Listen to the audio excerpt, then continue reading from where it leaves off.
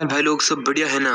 Movie की कहानी शुरू होती है और हम जूलियट नाम की एक लड़की को देखते हैं। मूवी के शुरू में कुछ देर तक हम जूलियट को एक भीड़ एरिया में खाना ढूंढते हुए देखते हैं। दूर दूर तक सब कुछ उजड़ चुका है और जूलियट के अलावा कोई भी इंसान उस एरिया में नहीं दिख रहा था। आसपास के नजारे को देखकर ही साफ पता चल रहा है कि किसी बहुत बड़ी महामारी ने इंसान को खत्म किया है। इस महामारी के बाद दुनिया के लगभग सारे जिंदा जीव खत्म हो चुके हैं। अब कुछ देर इधर उधर खाना ढूंढने के बाद जूलियट को रास्ते में एक गैस स्टेशन मिलता है। जूलियट कार से उतरती है और गैस स्टेशन के अंदर एक गन के साथ जाती है। सब तरफ छानबीन करने के बाद भी उसे स्टेशन के अंदर कुछ भी नहीं मिलता और तब थक कर जूलियट एक चेयर पर बैठ जाती है। चेयर पर बैठने के बाद जूलियट को छत के ऊपर से किसी के चलने की आवाज सुनाई देती है और फिर कुछ देर बाद ऊपर से बहुत ही जोर जोर से शोर करने की आवाज आती है। इस आवाज को सुनकर साफ पता चल रहा था कि ये आवाज किसी नॉर्मल इंसान की नहीं है। सुनने में ये आवाज किसी ज़ॉम्बी या क्रीचर की आवाज लगती है। अब इस आवाज को सुनते ही जूलियट जल्दी से गैस स्टेशन से निकलकर भाग जाती है और रेडियो कॉल पर एक आदमी से बात करती है जिसका नाम हैरी है। अब जूलियट हैरी को बताती है कि वो गैस स्टेशन से होकर आ रही है और उसे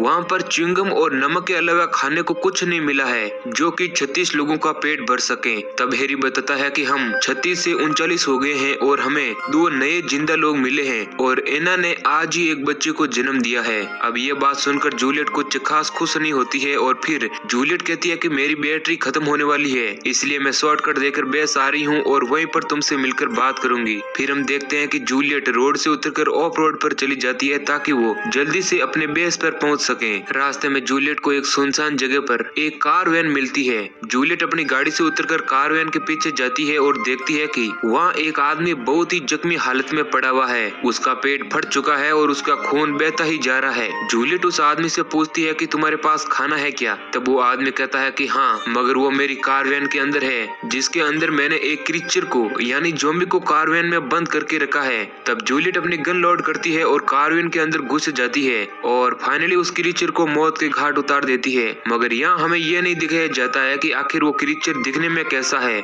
जूलियट कार वैन से बाहर आती है और देखती है कि वो आदमी मर चुका है। जिसके बाद जूलियट उस आदमी की तलाशी लेती है और उसके पास जो शराब होती है जूलियट उसे अपने पास रख लेती है और साथ ही कार वैन में जो 3-4 खाने के डब्बे होते हैं वो भी रख लेती है और फिर अपने आगे के सफर पर निकल जाती है। सफर में हम देखते हैं कि जूलियट ने अपनी गाड़ी के शीशे पर अपने गुजरे हुए हस्बैंड और अपनी फोटो लगा रखी है और उसी फोटो को बार बार देख कर ड्राइव कर रही है। तभी एक हवा के झोंके से वो फोटो खिड़की से बाहर उड़ जाती है और जूलियट का ड्राइविंग पर से ध्यान भटक जाता है जिस वजह से गाड़ी पलट जाती है और यहाँ से सीन फ्लैशबैक में चला जाता है। फ्लैशबैक में हम देखते हैं कि जूलियट एक पेंटिंग एक्सिबिशन में है और उसके कपड़ों को ही देखकर पता चल रहा है कि वो कोई इंटरेस्टेड बायर नहीं है। उसे देखकर वहाँ पर जैक नाम का एक आदमी आता है जिसने इस एक्सिबिशन को ऑर्गेनाइज किया है और वो जूलियट से उसके बारे में पूछता है। जूलियट बताती है कि मैं कोई बायर नहीं हूँ, मैं यहाँ बस इसलिए रुकी हुई हूँ क्योंकि बाहर बारिश हो रही है। मगर साथ ही में हम ये भी देखते हैं कि जूलियट वहाँ से चुपके से खाना भी चुरा रही होती है। जैक एक जिंदा दिल आदमी है और क्योंकि बाहर बारिश हो रही है इसलिए जूलियट अभी नहीं जा सकती थी और तब जैक जूलियट को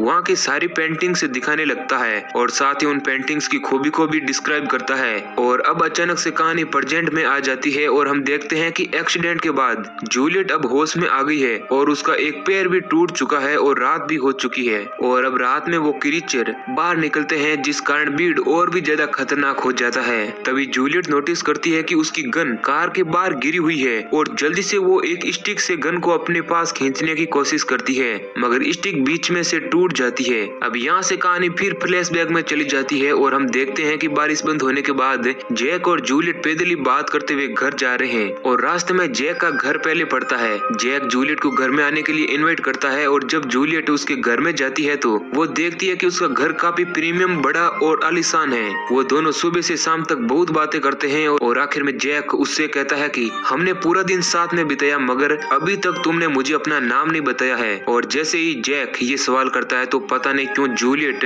नर्वस हो जाती है और वो जल्दी से अपना सारा सामान उठाकर जाने लगती है। जैक उससे कहता है कि अगर मैंने कुछ गलत कह दिया हो तो मुझे माफ करना मगर जाते जाते कम से कम अपना नाम तो बता दो। तब आखिर में वो कहती है कि उसका नाम जूलियट है। और इसी तरह एक दिन अनजाने में जैक और जूलियट एक रेस्टोरेंट में फिर से मिलते हैं और जैसे ही दोनों की नजर एक दूसरे से टकराती है तभी जूलियट जिसके साथ आई हुई होती है वो जूलियट को लेकर रेस्टोरेंट से बाहर चला जाता है। अब जैक जूलियट का पीछा करता है क्योंकि उसे उसे ऐसा लगता है कि यहाँ पर कुछ तो गलत हो रहा है। और जब वो बाहर जाकर देखता है तो पता चलता है कि जूलियट रईस लोगों को ड्रग सप्लाई करती है और बदले में उसे जो पैसे मिलते हैं उससे वे अपना गुजारा करती है। अब जूलियट अपने घर चली जाती है जो कि एक स्लम एरिया होता है। जैक भी पीछा करते हुए उसके घर तक पहुंच जाता है और जब जूलियट उसे देखती है तो वो कुछ खास खुश नहीं होती है और ना चाहते हुए भी उसे जैक को अपने घर में बुलाना पड़ता है। अब घर में बुलाकर जूलियट पहले जैक को चाय देती है और फिर वो उसे इस बात के लिए बहुत सुनाती है कि जैक ने उसका घर तक पीछा किया। जैक जूलियट की हालत को देखकर समझ जाता है कि वो एक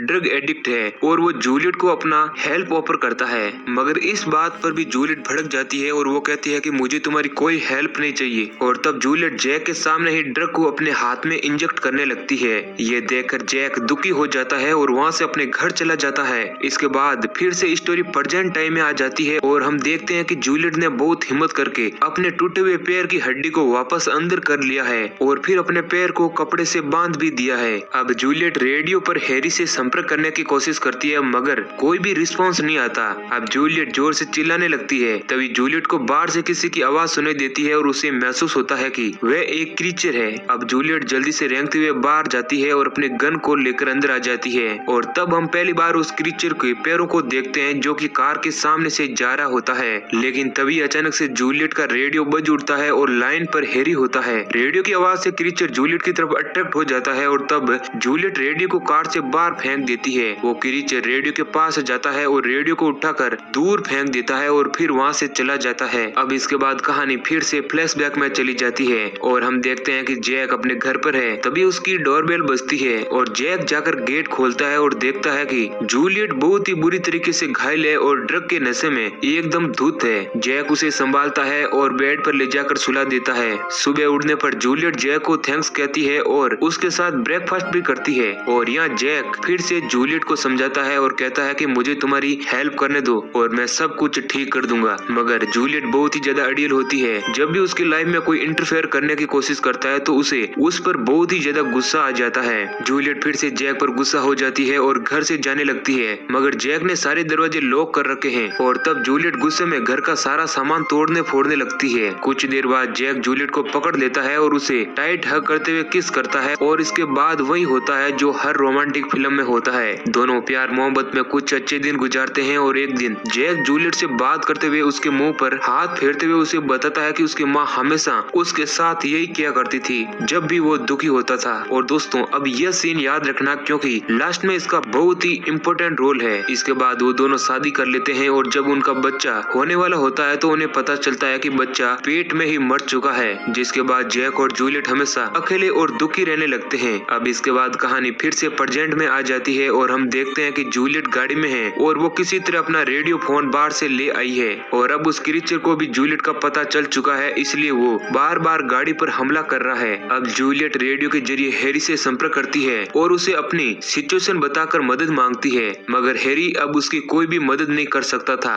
वो कहता है कि रात में हम वहाँ पर नहीं आ सकते हैं, तुम्हें किसी तरह अपने आप को रात में बचाना होगा और सुबह तक हम तुम्हें लेने आ जाएंगे। तभी कुछ देर बाद वहाँ एक गाड़ी आकर रुकती है और उसमें से एक आदमी निकलकर जूलियट की तरफ आता है और उस पर हमला कर देता है। असल में ये भी एक इंसान है जो खाना ढूंढ रहा है और वह जूलियट से सारा खाना चुराना चाहता है मगर तभी वहाँ पीछे से वो क्रीचर आ जाता है और उस आदमी को गाड़ी से बाहर खींचकर मार देता है। दोस्तों अब यहाँ से कहानी फिर से फ्लैशबैक में चली जाती है और हम देखते हैं कि बच्चे के मरने के बाद से जूलियट और जैक के बीच दूरी आ गई है क्योंकि जूलियट अपनी इस सिचुएशन का जिम्मेदार जैक को मानती है। अगर जैक उसे स्लम से निकाल कर नहीं लाया होता तो आज वो इस सिचुएशन को फेस नहीं करती। अब हम जूलियट को देखते हैं जो एक बार में बैठकर ड्रिंक कर रही होती है। तभी जैक का कॉल आता है मगर लाइन पर जैक नहीं हॉस्पिटल की कोई नर्स होती है और वो जूलियट को हॉस्पिटल बुलाती है। हॉस्पिटल आने पर जूलियट को पता चलता है कि सिटी में किसी गैस बम से टेररिस्ट अटैक हुआ है और जैक भी उस अटैक की चपेट में आ गया है, जिसकी वजह से